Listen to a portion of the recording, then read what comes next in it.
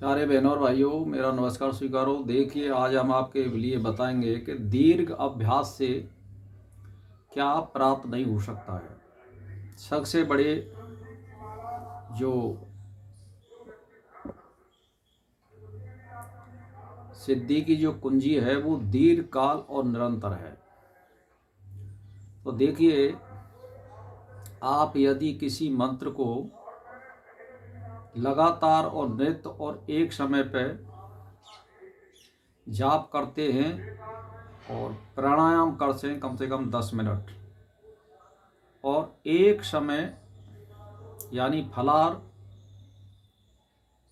या सब्जी वगैरह खाते हैं,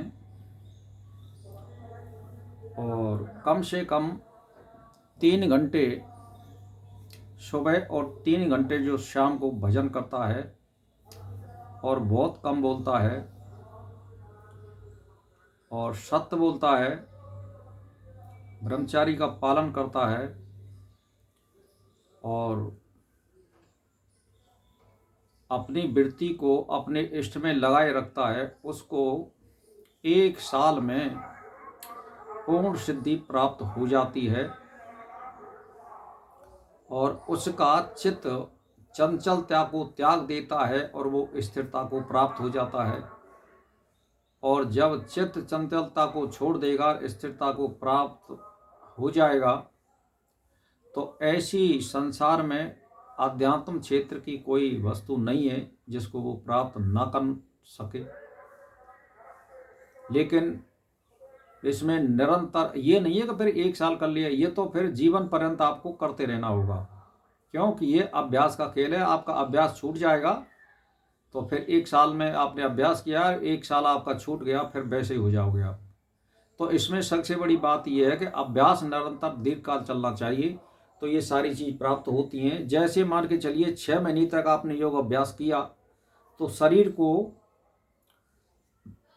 यानी वायु श्रम से आनंद रस की प्राप्ति हो जाती है, और फिर वह कल्प युक्त योग भाव में को त्याग सुरति यानी वेद आगम मंत्र या तंत्र शास्त्र की रचना करने में भी समर्थ हो जाता है। जिसका चित्त स्थिर हो जाता है वही महासिद्धि प्राप्त करता है, इसमें कोई संशय नहीं है। संवत सर पर्यंत अभ्यास करते रहने पर साधक महा खेचरत्व प्राप्त कर लेता है। यानी संवत सर का मतलब है 1 वर्ष।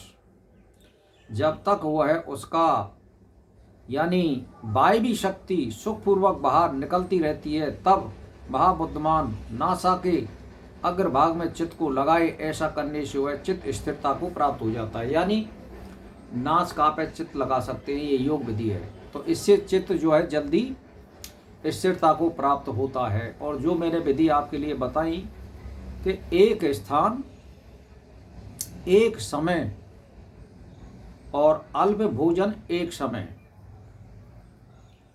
और 10 मिनट प्राणायाम, और 3 घंटे सुबह और 3 घंटे शाम को, यानी 33-33 वाला जो मंत्र की निकालेगा वो पूर्ण रूप से सिद्ध बन जाएगा 1 साल के अंदर, बशर्ते वो अष्टांग योग का पालन करता हो, यानी ब्रह्मचारी का, चोरी नहीं करता हो, व्यभिचार नहीं करता हो, झूठ सांस नहीं बोलता हो। यानी कहने का मेरा मतलब ये है कि वो सत्य का मार्ग अपनाने वाला हो, प्रपंच से परे हो, कोई नशेबाजी नहीं करता हो, अपने इष्ट में दृढ़ विश्वास हो, वो 1 वर्ष में सिद्धि प्राप्त कर लेता है और वो हर चीज़ में फिर वो सफलता प्राप्त कर लेता है और चित्त इसका स्थिरता को प्राप्त हो जाता है। जब चित्त स्थिर हो जाता है तो सभी सिद्धियां प्राप्त हो जाती है। प्रचंड वेग वाली वायु जब शीघ्रता से भीतर न प्रवेश करे तब वह विलक्षण यानी सर्वगामी हो सकता है। यदि सिर प्रदेश के ऊपर 12 अंगुल ऊपर तक साधक जाने में समर्थ हो जावे तो वह शिव के सदृश भगवान और गणेश्वर है। यानी वो अपनी वायु को जो है भस्त्रिका के द्वारा 12 अंगुल फेंक देता है, तब सिद्धि प्राप्त होती है। 1 वर्ष के भीतर चित्त स्थिर होने से सिद्धि अवश्य हो जाती है। वह साधक आकाशचारी सर्वगामी यानी योग में विजयी हो जाता है और वो जितेंद्रिय हो जाता है। तो मेरा कहने का मतलब ये शॉर्टकट बात है, ये दीर्घकाल और निरंतर योग तभी सिद्ध होगा जब आप दीर्घ कालों निरंतर करेंगे। इष्ट में पूरा विश्वास, मंत्र में पूरा विश्वास, एक जगह एक समय, और वो भी दिन में रात में नहीं। सीधी सी बात यह है। बिल्कुल सूर्योदय पे करिए आप, ज़्यादा से ज़्यादा 1 घड़ी पहले आप शुरू कर सकते हैं बस। दिन में करिए सारे कर्म, रात में मत करिए, तो आपको सिद्धि अवश्य मिलेगी, कार्य सिद्धि होगी। जो मन चाहा आप अपनी स्थिति के अनुसार मांगेंगे वो परमात्मा आपको उपलब्ध कराएगा। संकल्प पूरे होंगे आपके, और आप मंत्र यानी रचना करने में भी समर्थ हो जाओगे। लेकिन दीर्घ कालों निरंतर करिए, 1 साल के अंदर आपको सिद्धि के लक्षण अपने आप में दिखने लग जाएंगे। तो भाई और बहनों, कुछ करिए, जनता को बताइए और उनकी सहायता करिए। आप जो है अच्छी संगत करिए और अच्छी संगत करने की सलाह दीजिए। बुरे लोगों से दूर रहिए, बुरे कर्मों से दूर रहिए। सभी बहन बेटियों की अपनी माता और बहन माने। इसी में कल्याण है, इसी में ईश्वर की प्राप्ति है।